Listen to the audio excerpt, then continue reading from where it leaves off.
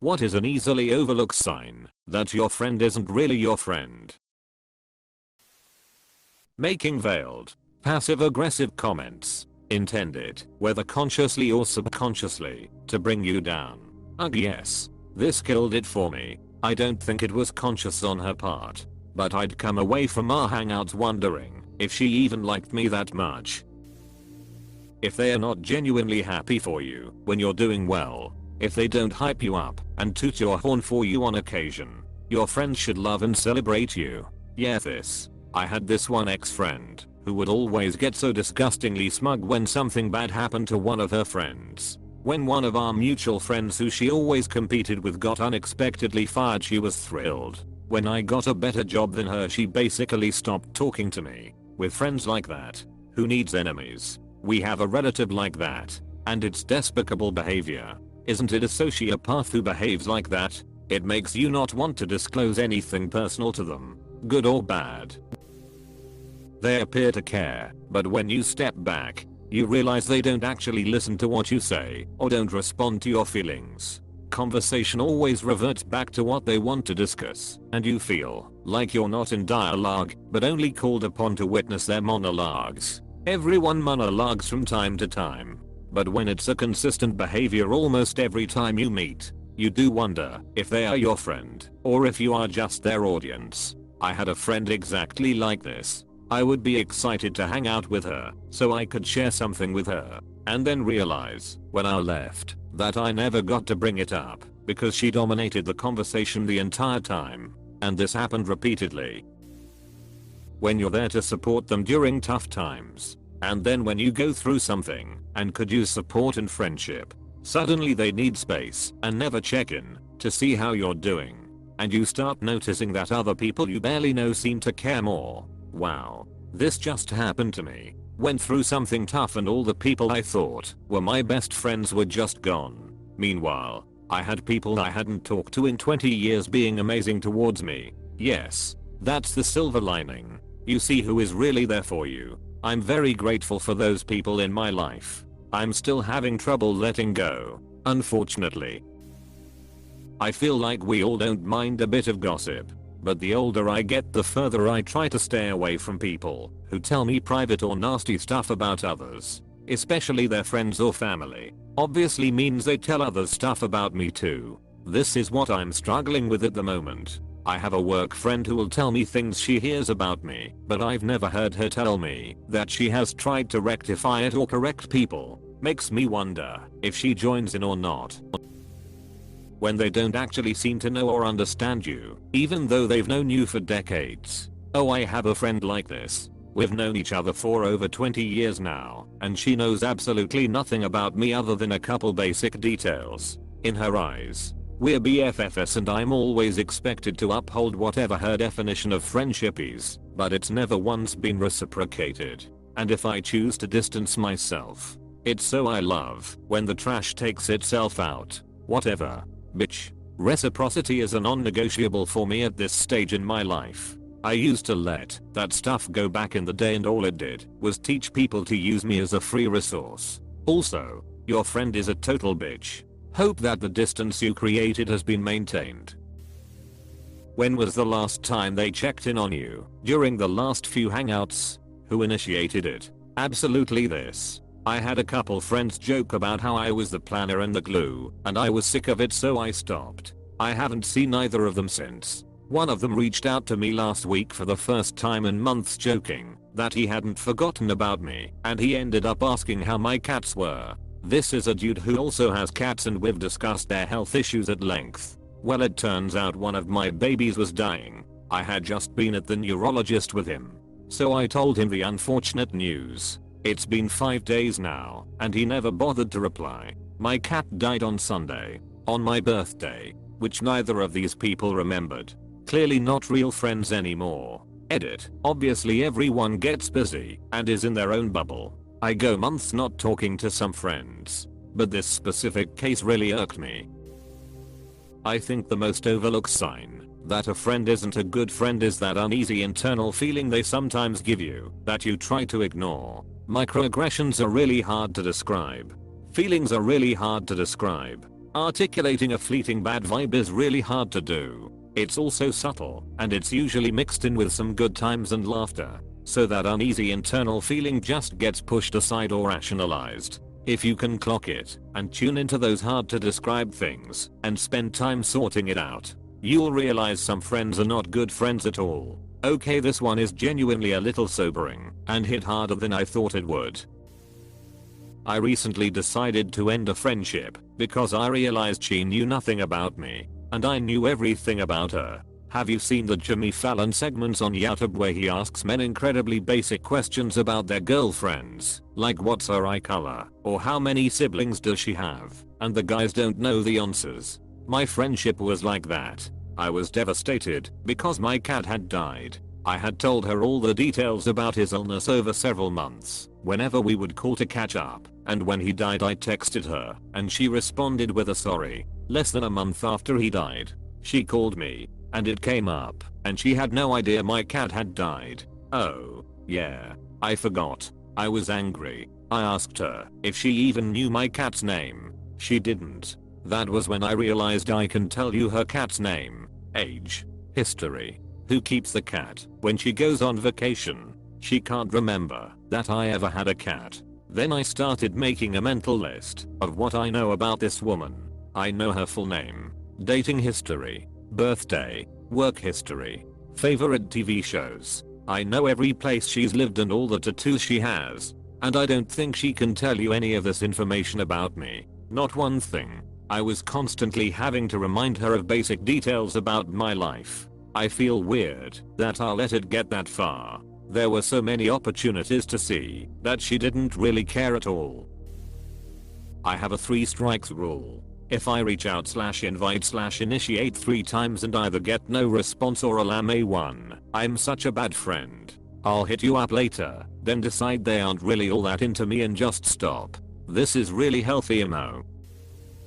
When they constantly ask you to pay for things, or expect you to pick up the bill and say, I'll pay you back, but never do. Venmo and Cash App have been game changers for this. No excuse not to pay back immediately. I'm in the UK, and we don't really have an equivalent except PayPal request, and it never really took off. We do have internet banking, and a couple of banks have now set up the option to request money from people via text message, but it seems to be slow going. Revalit. A lot of people have it right now, especially expat.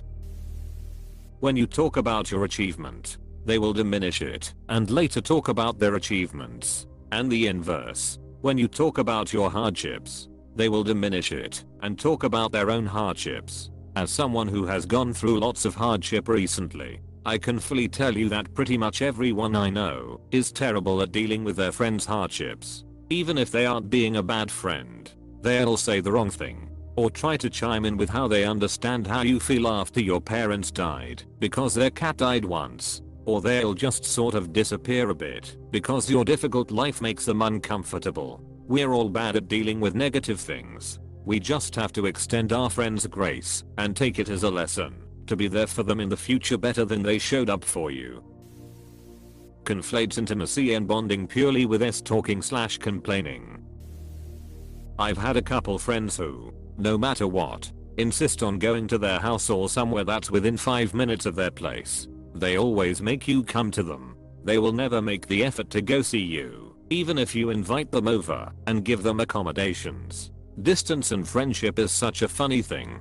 So many of us made friends in school with the person who had the last name that was closest to your last name. You would be sat close together all the time, and you'd become friends simply because of that. In college, you're all around each other all the time. Then you get to adult life and everyone moves, and you lose all that ease of access to other humans. Some folks make new friends at work, make friends with neighbors, and the thing we like most about the person is that they live next door.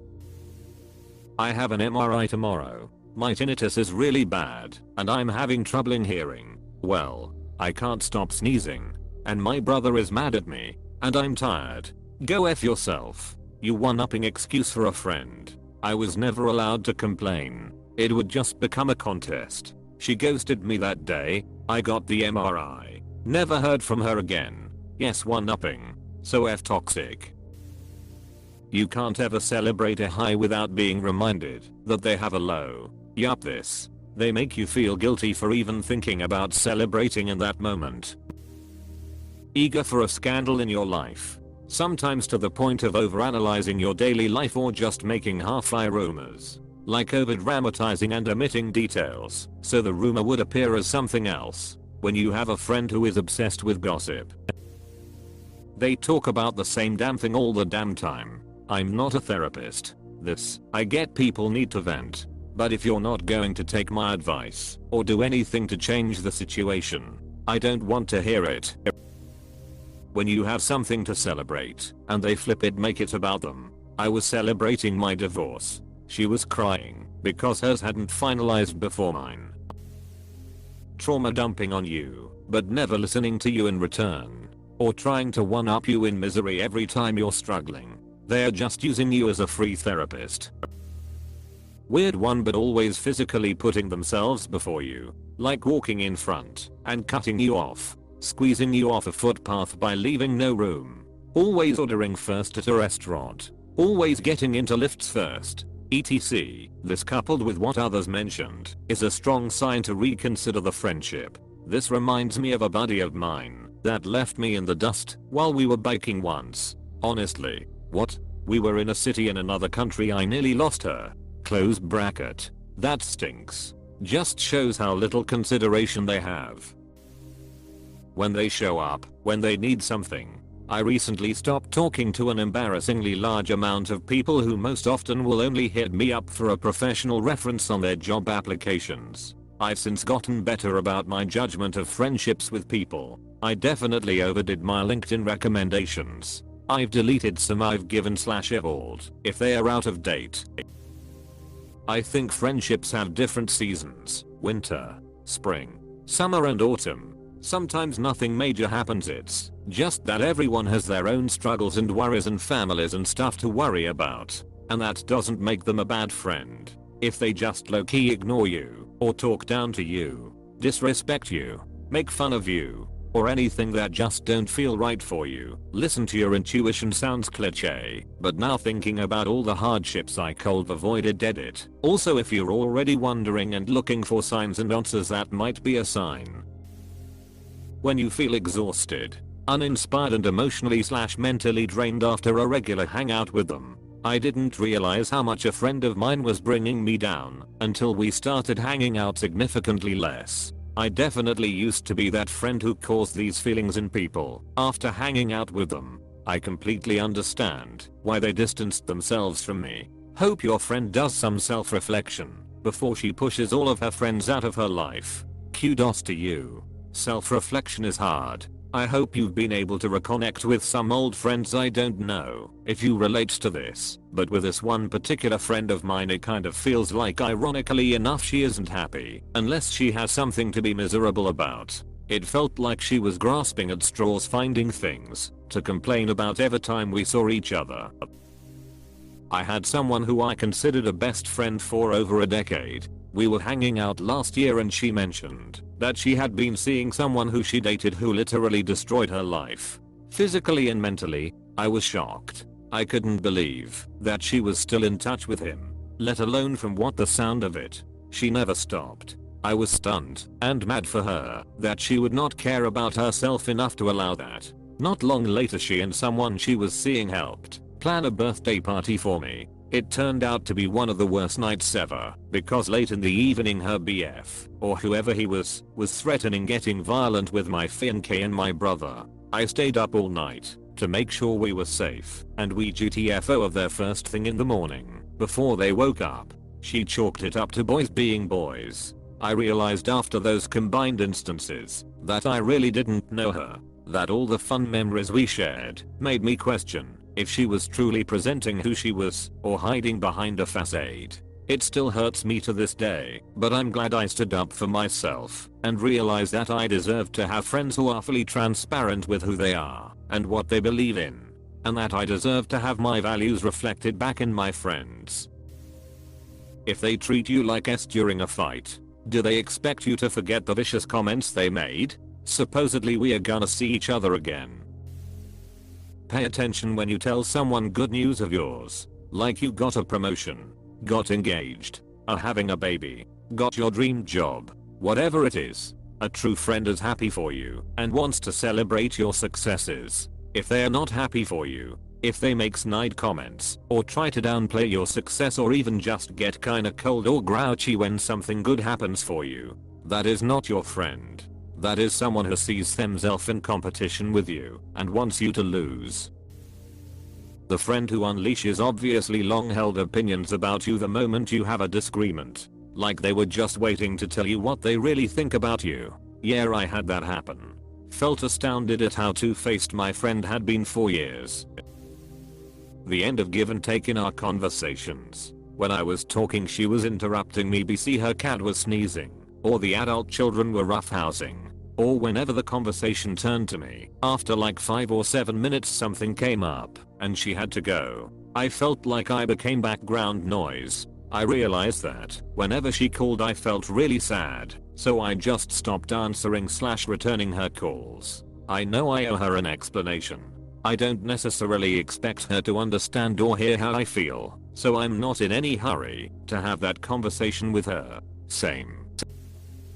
I'm going through this realization right now. I would say that there being an equal efforts to maintain the relationship is a good sign that your friends aren't really your friends. Or at least not as close as you thought.